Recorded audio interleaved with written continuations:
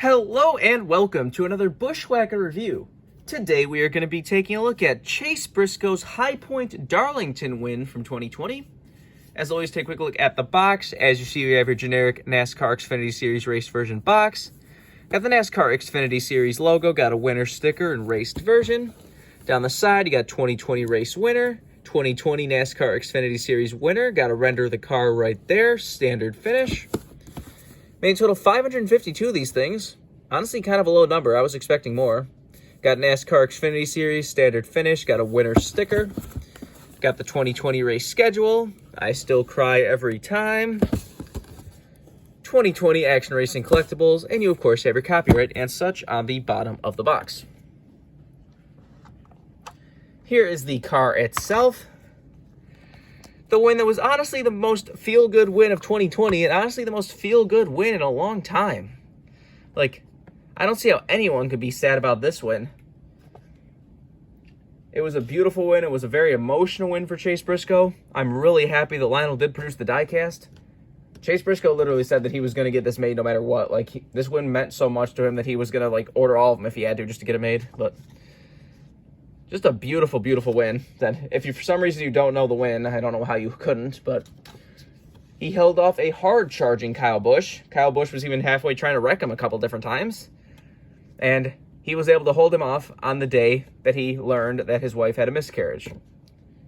So it was a very emotional win. He got out of the car, like, immediately, like, kneeled down and started crying. Like I said, it was definitely the biggest feel-good win in a long time. Like, a lot of people are behind Chase Briscoe, and hopefully he can, continue to do good things. Now that he's in the 14 car this year, I really hope he can, be successful in that car. This car, of course, has come with a few things. You have your race-winning stat card. Don't believe there's any issues on this. Although there's a random space right there. The emotional victory, space, his second of the 2020 season. Chase Briscoe's very popular. I don't know why they don't offer more diecast for him. Especially his wins. Like, this car came out, and it is, like, instantly a Holy Grail car. And all of his diecasts this year have been like that. Like, every single car gets released, sells out immediately, and it's already going for, like, $150, $200 on eBay. It's like, Chase Briscoe's awesome, but, like, why is all of his cars, like, Insta-Holy Grail? And why, if all his cars go Insta-Holy Grail, does Lionel not want to produce more of them? Like, He won in that, like, cool Ford Performance Racing School car. I actually kind of wanted that car, but the original got rare, and they never offered a race version of it, so I guess I'm never going to get one. He does have the same High Point paint scheme for next year in Cup. Wait, why is the bottom of the C missing on mine? Thank you, Lionel. This is still on the older mold. Like I said, I believe the first car on the new mold is supposed to be the Austin Cindric Championship race version.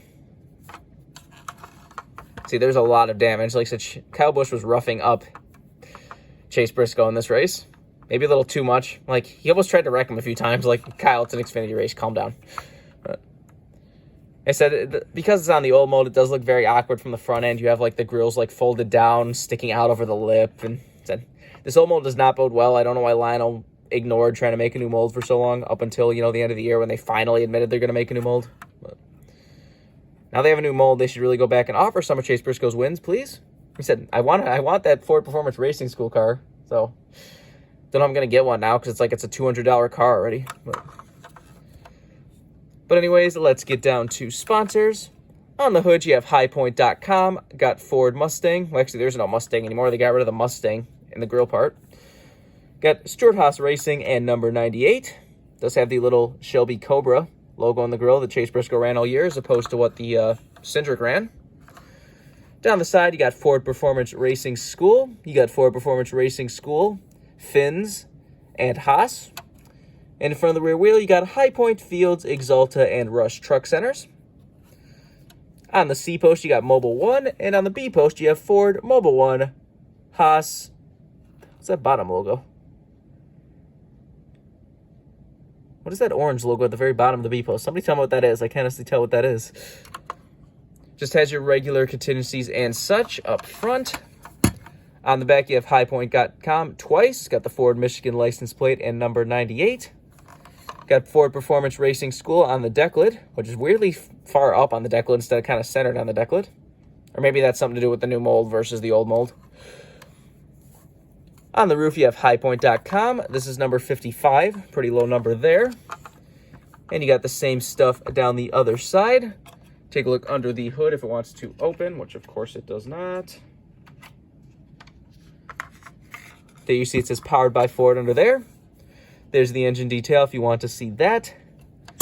Obviously no deck lid or roof flaps on these. And there is the underside of the car if you want to see that. But now let's get down to the part everyone's waiting for, and that is the damage. As you can see, this does have a lot of it.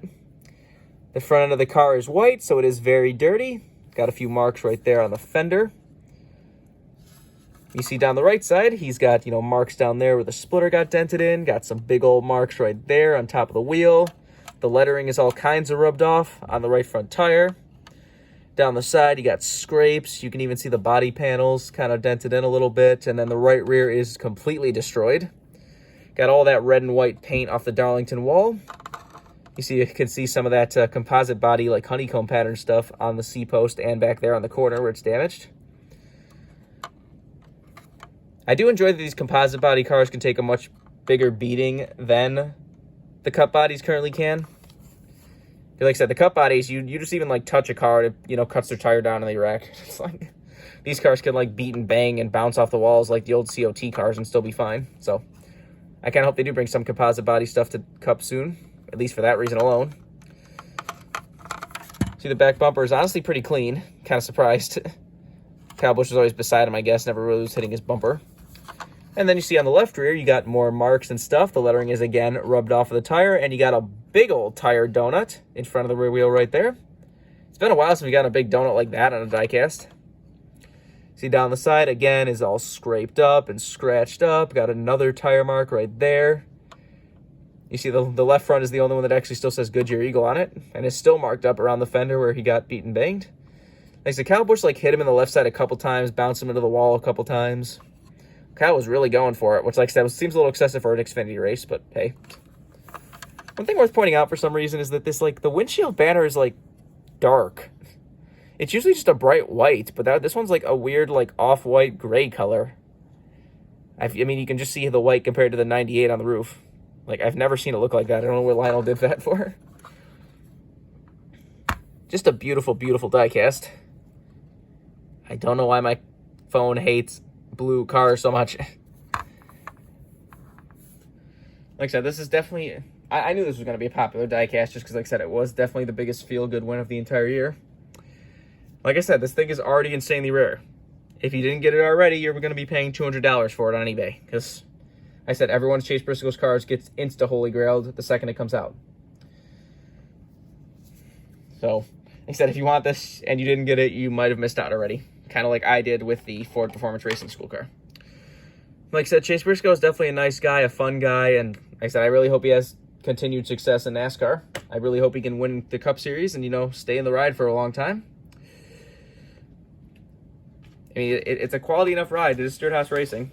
That most people can even win. Eric Amarola could win for Stewart Haas Racing, so it's definitely not impossible. Or, like Cole Custer last year, was able to, squeeze out a win in Kentucky there. So if Cole Custer could win in the Cup cars, so can Chase Briscoe.